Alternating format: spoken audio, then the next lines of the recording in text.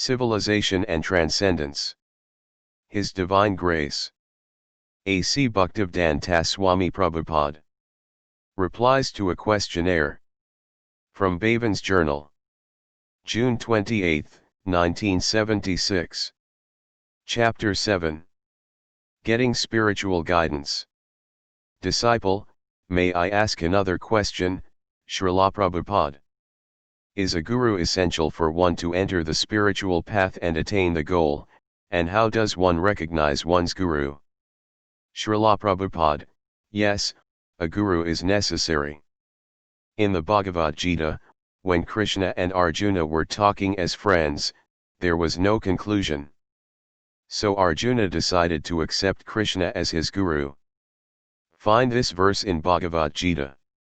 Second disciple.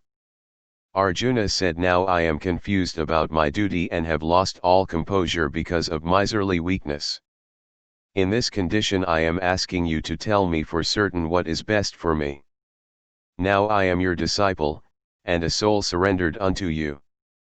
Please instruct me.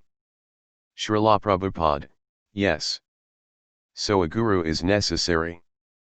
Like Arjuna, everyone is perplexed about his best course of action. Nobody can decide by himself. Even a physician, when he is sick, he does not devise his own treatment. He calls for another physician, because his brain is not in order. How can he prescribe the right medicine for himself? Similarly, when we are perplexed and cannot find any solution, at that time the guru is required.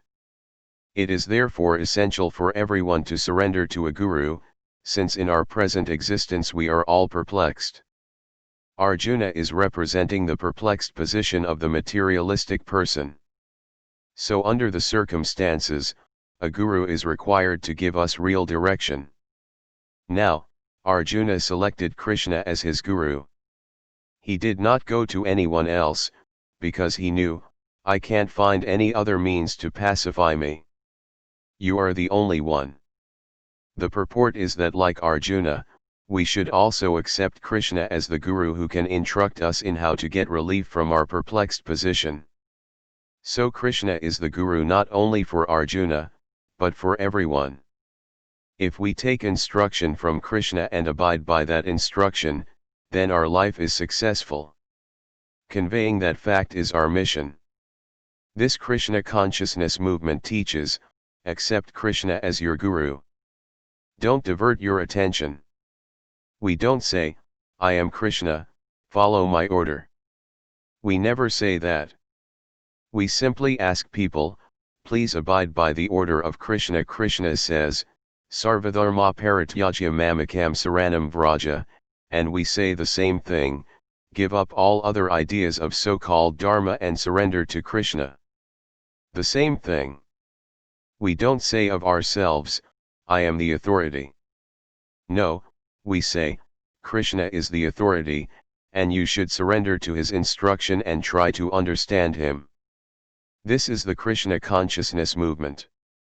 Now, one may say, Krishna is no longer present, so how can I surrender to him?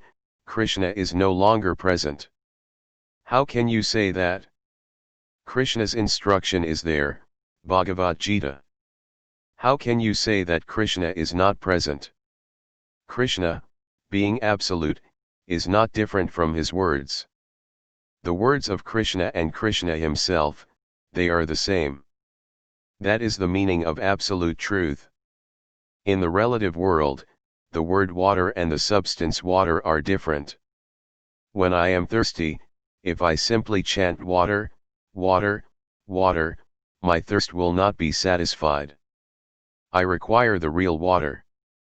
That is the nature of the relative world and relative consciousness. But in the spiritual world or spiritual consciousness, the name is the same as the thing that is named. For instance, we are chanting Hare Krishna. If Krishna were different from the chanting of Hare Krishna, then how could we be satisfied chanting the whole day and night? This is the proof. An ordinary name, if you chant Mr. John, after chanting 3 times you'll cease. But this Hare Krishna Mahamantra, if you go on chanting 24 hours a day, you'll never become tired. This is the spiritual nature of the absolute truth. This is practical. Anyone can perceive it. So Krishna is present through his words and through his representative. Therefore we advise everyone to accept Krishna's instructions in Bhagavad Gita and to surrender to his bona fide representative. You have to accept a guru, so why go to a pseudo-guru who will mislead you? Why not take instructions from a real guru? Now you are in doubt about whether a guru is needed. Yes, a guru is needed, but you have to go to a real guru. That is the instruction given by Krishna in the Bhagavad Gita. Just find this. Disciple, just try to learn the truth by approaching a spiritual master. Inquire from him submissively and render service unto him.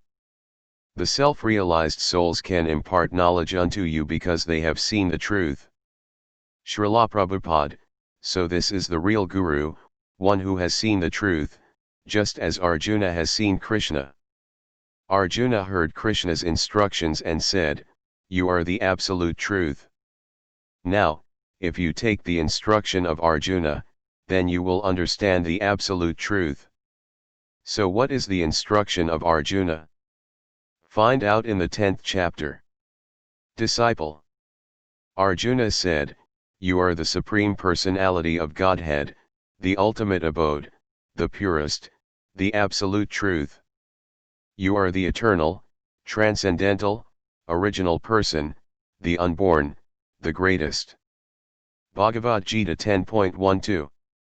Srila Prabhupada, and the Vedanta Sutra says, "Athato Brahma Jijanasa," now, in the human form of life, is the time to inquire into what is the Supreme Brahman. So here in Bhagavad Gita Arjuna has realized, "O Krishna, you are the Supreme Brahman, so you should make Arjuna your guru and Krishna your guru." Arjuna is the representative of Krishna, the friend of Krishna. The guru is essential. But why go to a bogus guru? You will be cheated. For instance, when you are diseased, for your treatment you need to go to a physician. But you want to go to a real physician, not a cheater who has no knowledge of medical science and misrepresents himself, "I am a physician, and M.D." Then you'll be cheated. The guru is necessary, that's a fact. But go to the real guru. Who is the real guru? The real guru is Krishna or one who has seen Krishna, such as Arjuna.